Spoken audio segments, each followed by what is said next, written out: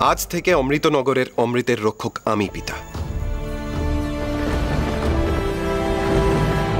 আজ আমার 21 বছর বয়স হলো।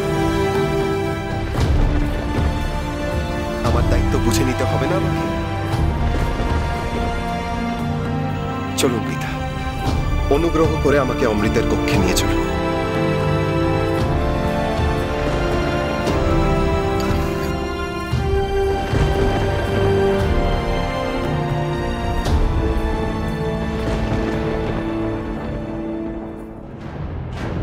বেশ, আর তো বিলম্ব করা চলে না। চলো আমার ছোট্ট রাজকুমার, আজ পূর্বপুরুষদের দায়িত্বভার নিজে হাতে বুঝে নেবে। চল। কেউ আমাদের সঙ্গ নেবে না, কেউ না। তোমরা সবাই তফাতে থাকো। ভ্রাতা ভরত, তোমাকেও যে তফাতে থাকতে হবে। কি বলছেন মহারাজ?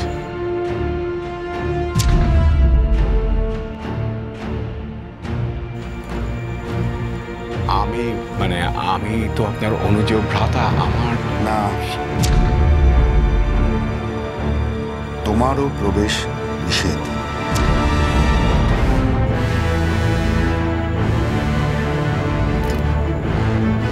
না ভ্রাতা, না ভগিনী, না আত্মীয় পরিজন, শুধুমাত্র পিতা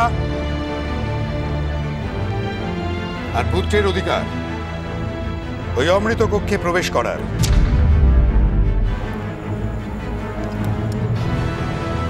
চলো, অমৃতনগরের ভাবী সম্রাট তোমাকে পথ দেখায়। চলো। জয় মহারাজা ধীরাজ বিক্রম সিংহের জয়। জয় জয় অমৃতের রক্ষক কুমার পিতৃরাজের জয়। জয় জয় মহারাজের জয়। জয় মহারাজের জয়। জয় মহারাজের জয়। জয় মহারাজের জয়। জয়। কিন্তু কোন বীজ মন্ত্রে জন্ম নেবে ওই মেয়ে? তোমার মেয়ে জন্মাবে যজ্ঞের আগুন থেকে। তোমার আর রাজা বিজয়ের মিলিত রক্ত যজ্ঞের আগুনে পড়া মাত্র তার সৃষ্টির সূচনা হবে। একটু একটু করে গড়ে উঠবে তার মায়াবী রূপ।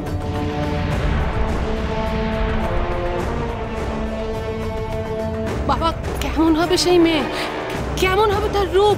কেমন হবে তার শক্তি? সেই মেয়ের চোখে থাকবে বজ্রের আগুন, চলনে বিদ্যুৎ লতা, অসীম শক্তির অধিকারিণী সে।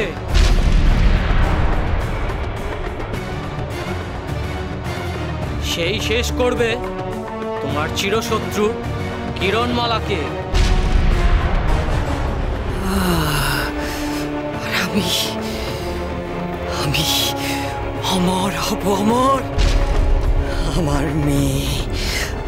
মেয়ে আমার ইচ্ছে পূরণ করবে। রাক্ষস কুলে নতুন রানী আসতে চলেছে। দে দে দে, সবাই তার নামে জয়ধ্বনি দে। জয় কোনে কি নামে ডাকবো তাকে?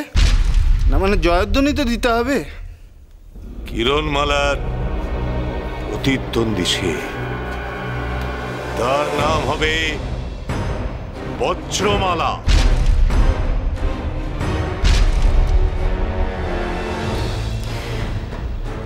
বজ্রমালা।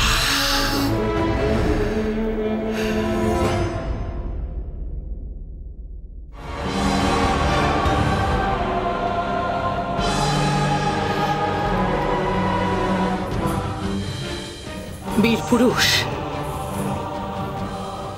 আপনি বীর পুরুষ। এটা পড়ে থাকুন আপনি। আপনি না আমাকে কথা দিয়েছিলেন যে ছলে বলে কৌশলে যেভাবেই হোক আপনি কুমারকে আটকাবেন। কুমার পাবে না অমৃতের অধিকার, তাই তো? চাইলেই কি সব পাওয়া যায়?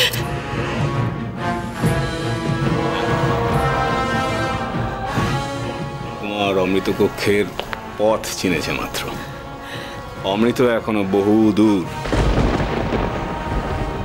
কেন হতে দিলেন আপনি?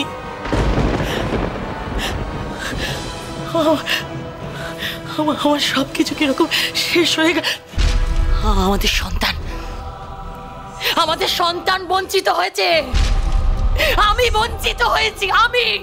আর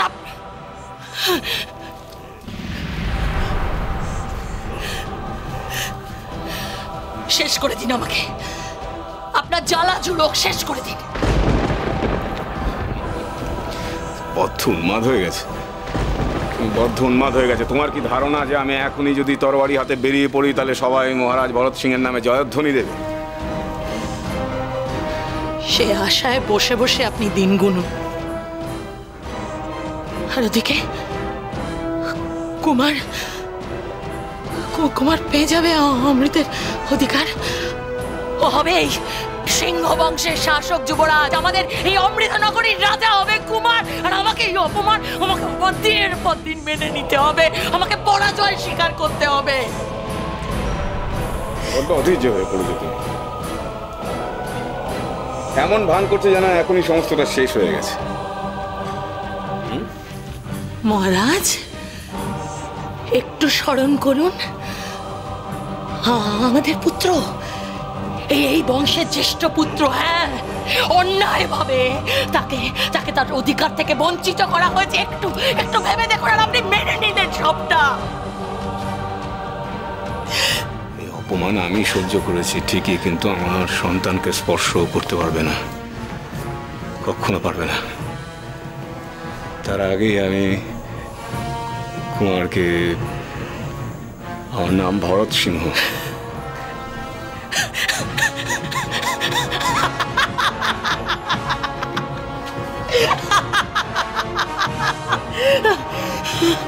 মহারাজ ভরত সিংহ,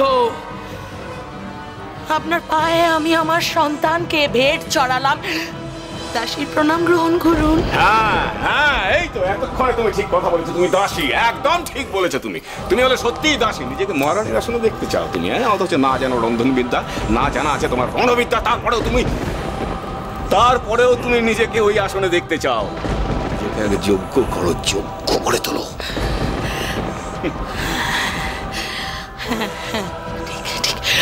আমি অযোগ্য, ঠিক এই কথাটা আমি ছোটবেলা থেকে শুনে আসছি। প্রত্যেক মুহূর্তে আমার দিদি মহারানী আম্রপালির সঙ্গে আমাকে তুলনা করা হয়েছে। আমি সবটা সহ্য করছি, পক্ষপাত দুষ্ট হয়েছে আমি চিরকাল। আমি অযোগ্য, আমি পরাজিত, আমি অযোগ্য, আমি বাঁচতে চাই না মহারাজ।